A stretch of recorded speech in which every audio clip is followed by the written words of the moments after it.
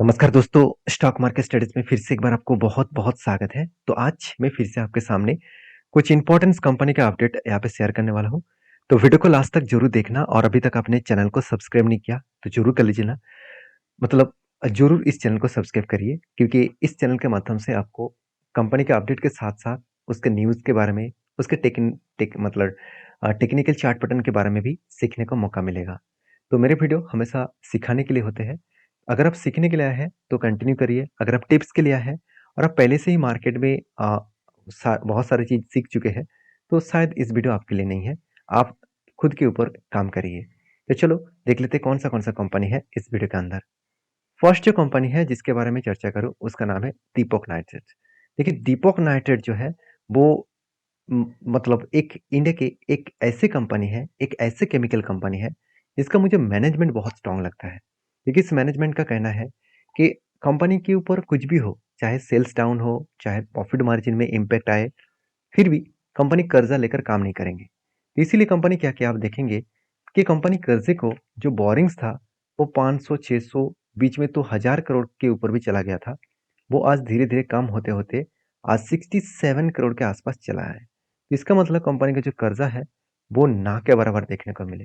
अभी कंपनी का others liability के बारे में बात करूँ तो कंपनी का जो अदर्स लायबिलिटी है वो भी यहाँ पे मतलब जिस तरीके से अदर्स लायबिलिटी देखने को मिला उसी तरीके से आपको टोटल एसेट भी सेम टू सेम दिखेगा। अभी दोनों में अंतर क्या है आप देखेंगे। कंपनी की जो ट्रेड्स पेबल है वो कितना पैसा देना बाकी है। 512 करोड़ कंपनी का पैसा देना बाकी है। कि इस कंपनी के अगर फिक्स्ड एसेट के बारे में बात करूँ तो आप देखेंगे तो फिक्स्ड एसेट बढ़ता हुआ देखने को मिले। और देखिए कंपनी का मैनेजमेंट कितना स्ट्रांग है वो यहाँ पे आपको देखने को मिलेगा CWIP में। देखिए जब पूरा के पूरा केमिकल सेक्टर में स्लो डाउन है, पूरा का पूरा केमिकल सेक्टर में लॉस मतलब प्रॉफिट कम हो रहा है, सेल्स कम हो रहा है, उस टाइम में भी कंपनी क्या कर रहा है खुद के CWIP मतलब कैपिटल वर्किंग इन प्रोसेस, इस प्रोसेस में कंपनी क्या रहा है कर रहा है 479 करोड़ के आसपास पैसा इन्वेस्ट कर रहा है। तो ये भी एक कंपनी के लिए गुड न्यूज़ है क्योंकि कंपनी के ऊपर इस तरीके से अगर इन्वेस्टमेंट किया जाए तो आज नहीं तो कल इस कंपनी के ऊपर एक धमाका देखने को मिल सकता है। अगर मैं क्वार्टरली रिजल्ट के बारे में बात करूँ तो सेल्स में कुछ कमियां देखने को मिले फिर भी कंपनी प्रॉफिट को इस बार हाईएस्ट जनरेट किया। तो इस कंपनी के हाईएस्ट प्रॉफिट जनरेट होने के पीछे कारण भी है। अगर दीपक नाइट्रेट के वेबसाइट अगर विजिट करेंगे तो दीपक नाइट्रेट के अगर प्रोडक्ट आप देखेंगे तो कंपनी जिस तरीके से काम कर रहा है 50,000 से भी ज़्यादा कंपनी एनवायरनमेंट के ऊपर काम कर रहा है और CO2 कार्बन इमिशंस भी कम किए हैं और रिसाइकलिंग कर चुके 2 लाख किलो लीटर के वाटर के आसपास। तो ये सारे पॉइंट्स कंपनी के ग्रोथ के लिए है क्योंकि इस तरीके से अगर प्रोजेक्ट के ऊपर काम करे तो अच्छा खासा ग्रोथ होने का चांसेस है। 45 कंट्रीज को प्रोडक्ट को सेल्स कर रहा है, 6 कॉन्टिनेंट्स के ऊपर 56 एप्लीकेशंस के ऊपर कंपनी काम कर रहा है, 1000 कस्टमर है और 100 से भी ज़्यादा इसका प्रोडक्ट भी है। तो अलग लेवल का यहाँ पे कंपनी का प्रोडक्टिविटी देखने को मिले। तो इस बेसिस में क्या कंपनी आगे बढ़ रहा है तो चलो वो भी मैं आपको दिखा देता हूँ। डिलीवरी के परसेंटेज दिखा दो तो डिलीवरी कम होता देखने को मिले। कंटिन्यूअसली एक वीकनेस देखने को मिला है डिलीवरी के परसेंटेज के हिसाब से। अभी जो डिलीवरी का जो परसेंटेज है उस बेसिस में देखा है तो कंपनी का जो चार्ट पैटर्न बना, क्या बना? कफ विथ हैंडल पैटर्न्स बना और फाइनली यहाँ पे ब्रेकआउट भी हो चुके थे, ब्रेकआउट कंफर्मेशन भी हो चुका था। अभी देखिए नीचे आया, जब भी नीचे आया मैंने आपको ये बताया कि यहाँ पे स्ट्रांगली एक सपोर्ट रेंज कंपनी को मिलेगा और वही सपोर्ट को वो टेस्ट किया और उसके बाद देखिए धीरे-धीरे करके वो ऊपर जा रहा है। तो फाइनली जिस तरीके से वो अप ट्रेंड मोमेंटम दिखा रहा है तो वो इजीली इस लेवल को ब्रेकआउट कर सकते हैं और बड़ा सा एक मोमेंटम भी दिखा सकते हैं। तो कहने का मतलब है कंपनी के ऊपर एक अलग लेवल का परफॉर्मेंस देखने को मिला है और उस परफॉर्मेंस के बेसिस में कंपनी आगे बढ़ने के लिए वो तैयार हो रहा है। तो इस कंपनी के ऊपर एक ही बात कहूँगा कि कंपनी का जो डिलीवरी का परसेंटेज है वो तो कम हो रहा है, सिर्फ यही कारण की वजह से क्योंकि केमिकल सेक्टर में अभी भी प्रेशर है। तो बाकी आपकी क्या राय है इस कंपनी के ऊपर ज़रूर कमेंट्स करना। तो जो लोग मुझे कमेंट्स किया है कि सर इस कंपनी के ऊपर क्या करना चाहिए? देखिए जिस तरीके से कंपनी का ट्रेंड बन रहा है, जिस तरीके से कंपनी का अप ट्रेंड बन रहा है, तो मुझे लगता है कंपनी एक हायर लेवल का अप ट्रेंड जाने का चांसेस है। क्योंकि कंपनी का जो प्रीवियस हाई है, उसी लेवल के अंदर ही कंपनी का टारगेट बना है। तो ईज़िली वो टारगेट को अचीव करने के लिए ऊपर साइड में जाएगा। हाँ, शायद इतना जल्द से जल्द टारगेट नहीं दे पाएँगे क्योंकि अभी भी एक रिपोर्ट के माध्यम से बताया जा रहा है कि केमिकल सेक्टर का जो डिमांड है, मार्केट में डिमांड आने के लिए और भी 2 साल लग सकता है। मतलब 2025 तक लग सकता है कि इस तरीके से मार्केट में डिमांड आने के पीछे। तो कंपनीज के ऊपर जो अपडेट है वो मैं आपके साथ शेयर किया हूँ। बाकी आप किस तरीके से काम करेंगे इस कंपनी के ऊपर जरूर मुझे कमेंट्स करके बताना। नेक्स्ट जो कंपनी है उसका नाम है आईजीएल। देखिए आईजीएल इंद्रप्रस्थ गैस लिमिटेड। आप सभी जानते हैं आईजीएल का जो प्रोमोटर है वो कौन है? दो बड़े प्लेयर है, एक है गेल, दूसरा है भारत पेट्रोलियम कॉर्पोरेशन लिमिटेड, जिसको बीपीसीएल नाम से जानते हैं।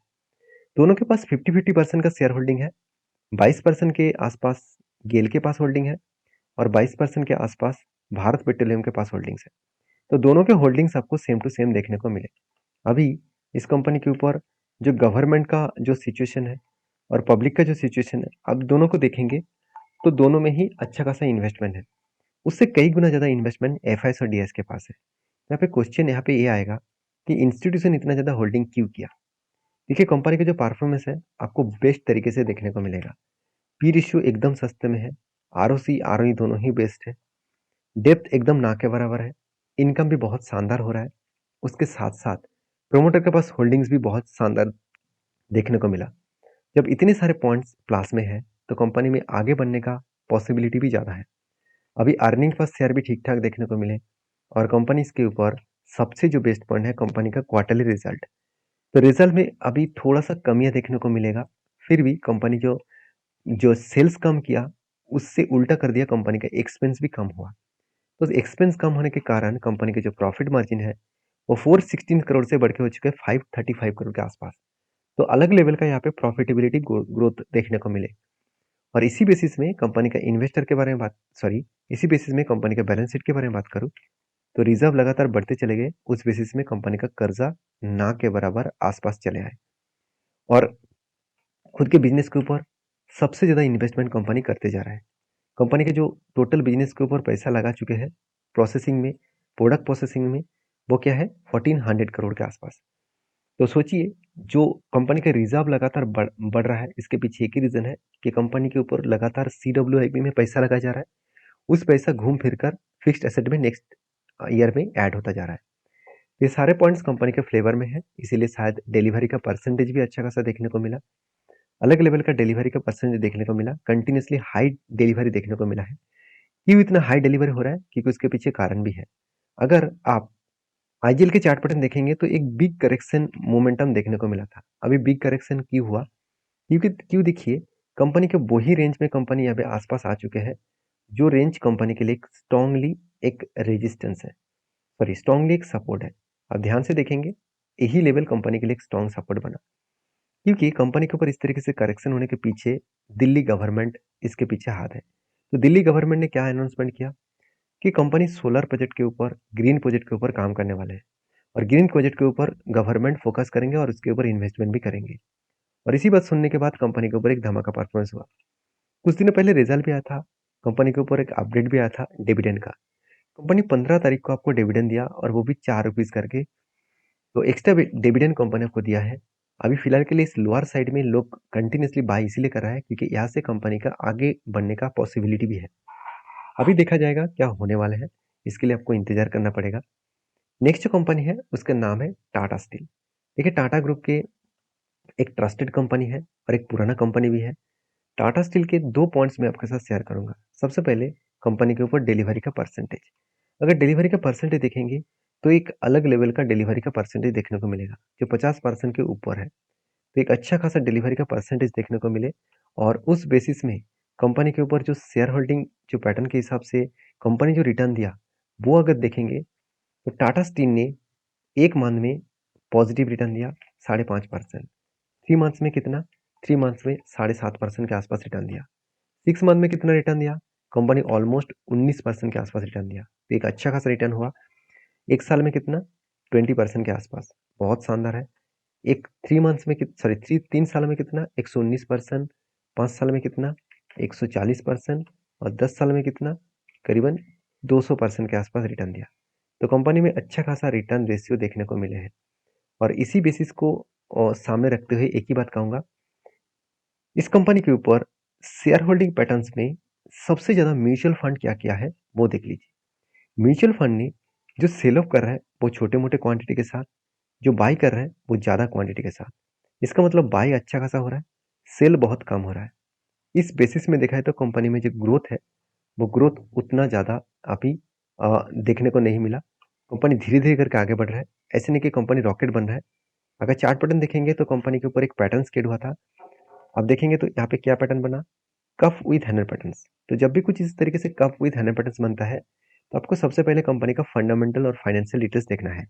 तो कंपनी का फाइनेंशियल डिटेल्स क्या बता रहा है? चलो मैं आपको बताता हूँ। क्वार्टरली रिजल्ट के बारे में बात करूँ, तो सेल्स में कुछ कमियाँ उतना ज़्यादा नहीं देखने को मिलेगा। एक्सपेंस कंपनी कंट्रोल में रखे। कंपनी का जो ऑपरेटिंग प्रॉफिट है, वो ठीक-ठाक ही है। थोड़ा-सा प्रॉफिट कम हुआ, मान लेता हूँ, फिर भी कंपनी का प्रॉफिट पॉजिटिव है। तो ऐसे क्या हो गया कि कंपनी का नेट प्रॉफिट नेगेटिव में चला गया? उसके पीछे एक ही रीज़न है, वो है कंपनी के अदर्स इनकम। तो अदर्स इनकम में कंपनी 6,500 करोड़ के आसपास लॉस कर बैठे और इस लॉस होने के कारण कंपनी के ऊपर एक नेगेटिव सेंटीमेंट क्रिएट हुआ। फिर भी कंपनी ऑपरेटिंग प्रॉफिट पॉजिटिव दिखाया और ऑपरेटिंग प्रॉफिट मार्जिन भी एक ही रेंज के आसपास है, तो इसलिए शेयर में कुछ करेक्शन देखने को नहीं मिला। तो कंपनी इस नेगेटिव रिजल्ट आने के बाद एक करेक्शन तो हुआ था, मगर फिर से उस वहाँ से क्या किया, रिवर्सल किया और धीरे-धीरे करके आगे बढ़ रहा है और जिस तरीके से वो टारगेट को यहाँ पे रेंज क्रिएट किया है, तो उस टारगेट बन रहा है करीबन 18% के आसपास। तो जब भी कुछ इस तरीके से पैटर्न्स क्रिएट हो, cup with hand patterns, head and shoulder patterns और वो भी reversal head and shoulder patterns, तो इसमें आपको काम कैसे करना है? ध्यान दीजिएगा इस चीज़ को। पहले आपको ब्रेकआउट देखना है उस रेंज का, उसके बाद ब्रेकआउट कन्फर्मेशन भी देखना है।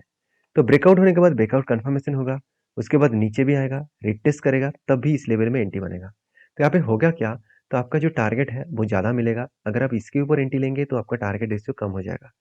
बाकी आप इस कंपनी के ऊपर क्या राय रखे हैं, ज़रूर कमेंट्स करना। वीडियो में अगर जानकारी अच्छा मिले प्लीज़ लाइक करना, दोस्तों के साथ भी शेयर करना। मिलते हैं नेक्स्ट वीडियो में, तब तक के लिए अच्छे से रहिए, अपने ख्याल रखिए। धन्यवाद।